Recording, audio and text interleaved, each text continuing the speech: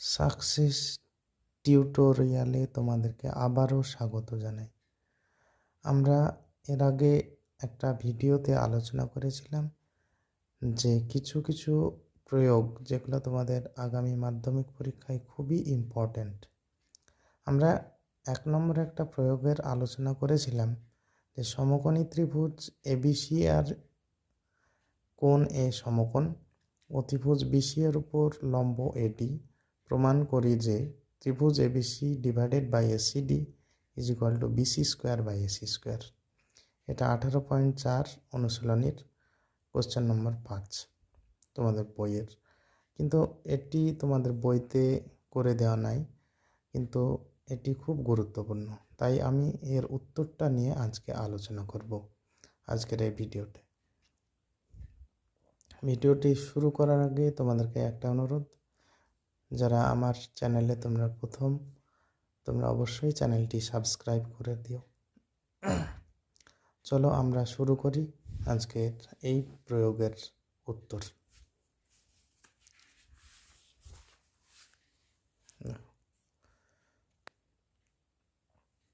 প্রশ্নটা আগে বুঝতে হবে যে সমকোণী ত্রিভুজ এবিসি এর কোণ এ সমকোণ, অতিভুজ বিসি এর উপর একটা লম্ব এডি আঁকা হয়েছে। প্রমাণ করতে হবে এবিসি ডিভাইডেড বাই ত্রিভুজ ACD is equal to BC square by AC square. এর জন্য আমরা কি করছি, প্রথমে একটা সমকোণী ত্রিভুজ এবিসি আঁকছি, যেটা কি এই কোণ এটা হচ্ছে সমকোণ, মানে 90 ডিগ্রি। তাহলে এটা যদি সমকোণ হয় তাহলে এ কোণের বিপরীত বাহু বিসিটা হচ্ছে তার অতিভুজ। এখন কি করা হয়েছে, এই সমকৌণিক বিন্দু এ থেকে অতিভুজ বিসি এর উপর একটা লম্ব এডি আঁকা হয়েছে। দেখো প্রদত্ততে কি বলেছে, সমকোণী ত্রিভুজ এবিসি এর কোণ এটা সমকোণ, অতিভুজ বিসি এর উপর একটা লম্ব এডি আঁকা হয়েছে, যেটা বললাম। প্রমাণ করতে হবে ABC divided by ACD is equal to BC square by AC square.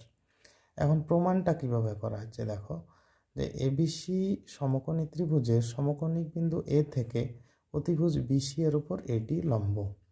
48 উপপাদ্য কি বলছে, যে যদি কোনো সমকৌণিক বিন্দু থেকে অতিভুজের উপর লম্ব আঁকা হয় এবং যে ত্রিভুজগুলি উৎপন্ন হয় তারা মূল ত্রিভুজের সঙ্গে সদৃশ হয়।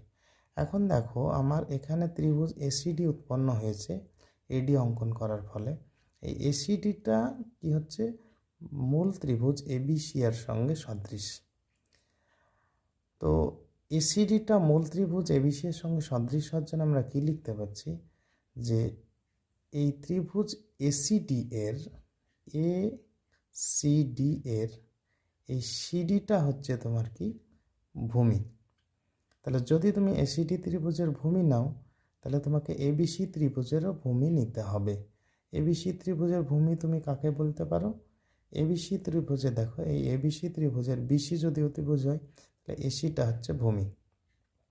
তাহলে এসিডি ত্রিভুজের ভূমি হচ্ছে সিডি ডিভাইডেড বাই এবিসি ত্রিভুজের ভূমি হচ্ছে এসি। আর সমান কি লিখতে পারছো, যে এসিডি ত্রিভুজের এবার তুমি হচ্ছে এসিটা নাও। এসিটা কি বলতো, এই ডি কোণটা যদি সমকোণ হয় তাহলে সমকোণের বিপরীত বাহু হচ্ছে অতিভুজ। তাহলে এসিডি তুমি নিয়েছো অতিভুজ, তাহলে এবিসিরও তোমাকে অতিভুজ নিতে হবে। এবিসি ত্রিভুজের অতিভুজ কোনটা বলো, এ কোণটা সমকোণ, তাহলে বিসিটা হচ্ছে অতিভুজ, তাহলে এসি বাই বিসি। তাহলে কোনাকুনি গুণ করো, এসি এসি গুণ করলে AC square is equal to CD into BC. এটা 1 নম্বর তুমি রেখে দাও। এখন ত্রিভুজ এবিসি ডিভাইডেড বাই এসিডি এটা আমাকে দেখাতে বলেছে।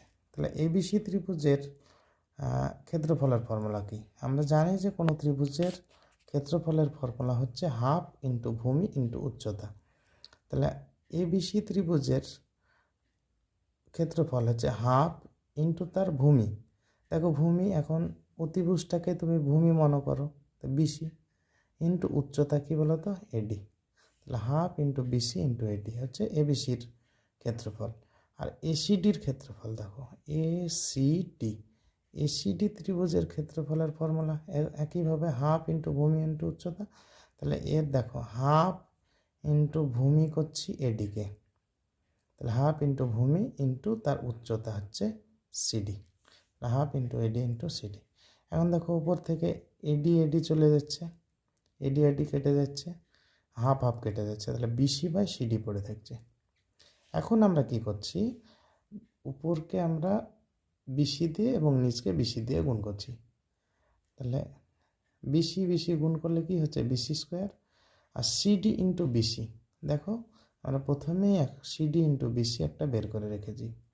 আর সিডি ইন্টু বিসির মান কত, এসি স্কোয়ার। 1 নম্বর থেকে আমরা সিডি ইন্টু বিসির জায়গায় এসি স্কোয়ার বসিয়েছি, তার মানে প্রমাণটা আমার হয়ে গেল। তো ঠিক আছে, এই প্রয়োগটি তোমরা খুব ভালোভাবে করবে। আগামী মাধ্যমিক পরীক্ষার জন্য এটি একটি গুরুত্বপূর্ণ প্রয়োগ। আমরা আগামীকালকে নেক্সট আরও অঙ্কের বিভিন্ন 2 মার্কের জ্যামিতি রিলেটেড হোক বা যে কোনো প্রশ্ন যেগুলো খুবই খুবই ইম্পর্টেন্ট আগামী মাধ্যমিক পরীক্ষার জন্য, সেগুলো নিয়ে আলোচনা করব। আমি চাই যে আগামী এই মাধ্যমিক পরীক্ষার যে কদিন বাকি আছে তোমরা প্রত্যেক দিনই এই ভিডিওগুলি দেখো এবং নিজেরা একটু প্রিপারেশান যদি আগে থেকে থাকে খুবই ভালো কথা, তবুও একবার তোমরা ভিডিওটা দেখে সেই অঙ্কগুলো খুব ভালো করে করো, যাতে করে আগামী পরীক্ষায় তোমাদের একটা হেল্প হয়ে যায়। ঠিক আছে, চলো আবার পরের কোনো ভিডিওতে আবার দেখা হবে। ঠিক আছে, ততক্ষণ পর্যন্ত ভালো থেকো। Thank you. সাকসেস টিউটোরিয়ালে যারা নতুন, সকলকে আমার চ্যানেলে স্বাগত জানাই।